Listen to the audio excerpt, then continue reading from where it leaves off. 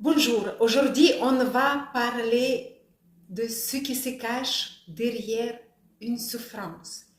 J'ai une mauvaise nouvelle pour tous ceux qui pensent que la souffrance de la vie nous rend meilleurs, plus purs ou plus spirituels. Je m'appelle Yanina Coty, abonnez-vous à ma chaîne et on commence. La souffrance, avant tout, c'est un mélange de sensations désagréables, de douleur et d'angoisse. Selon mon fils, quand tu te rends compte que la pizza que tu avais commandée arrive avec ananas, non, ça ne rend pas spirituel, ça met en colère. La souffrance n'est pas été donnée à l'homme pour qu'il devienne saint, mais plutôt pour lui faire comprendre qu'il est sur la mauvaise route. Comme GPS qui crie « Faites demi-tour dès que possible » et pendant que vous avez essayé de déchiffrer une carte qui date de 30 ans. La souffrance, c'est un outil, ce n'est pas une destination.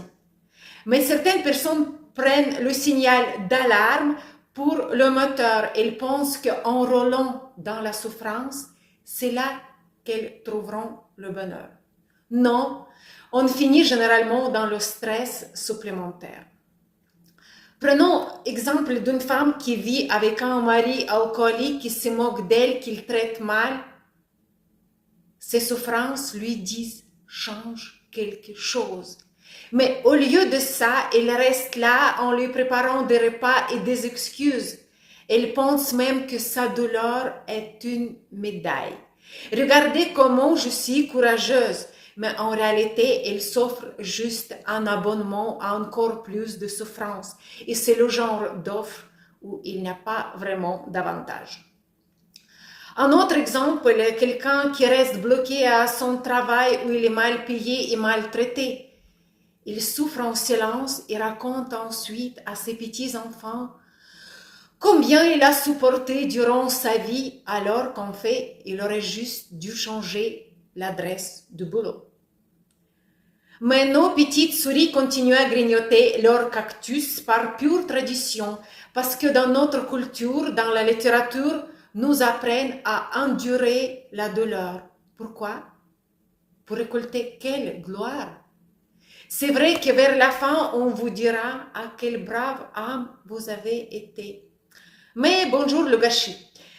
La vraie croissance spirituelle commence lorsque vous réalisez que vous êtes en train de souffrir et que vous voulez changer ça.